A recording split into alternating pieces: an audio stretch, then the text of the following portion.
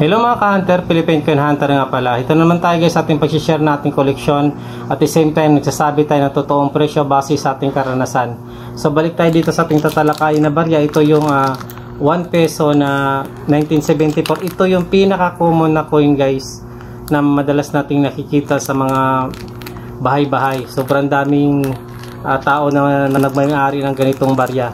Pero dito sa ating hawak, ito po ay UNC condition, yung mukhang bago pa talaga, mukhang galing pa sa bangko. Ang presyohan po nito guys nasa 150 to 100 to 150 ang isa sa ganitong condition po. So yun doon naman sa mga gamit na or yung maraming gasgas,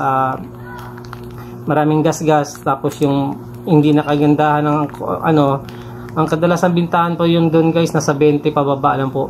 10 piso to 20 lang ang isa. Minsan binibili ng per kilo ang ng coin nung iba para lang gamitin nila, parang gagawin nilang art, parang ganoon ang gagawin niyan.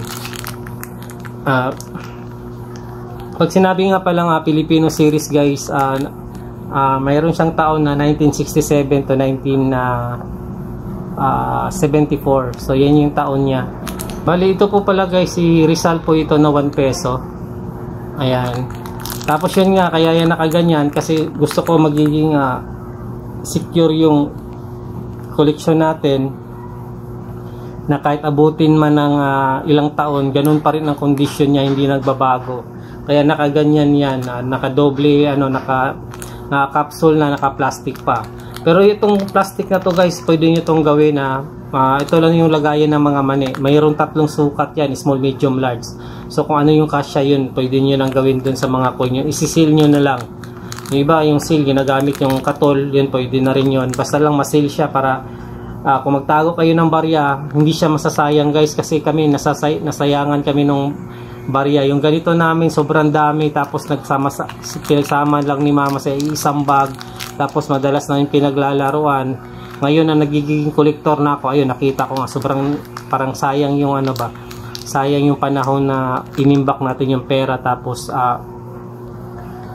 tapos nagagasgas lang siya tapos bababa yung value ng ganon. Isipin nyo na lang sa ganitong condition, yung NC condition nasa 100 to 150 tapos yung hindi yung kunting kahit yung kunting gasgas lang guys, iba na yung kulay.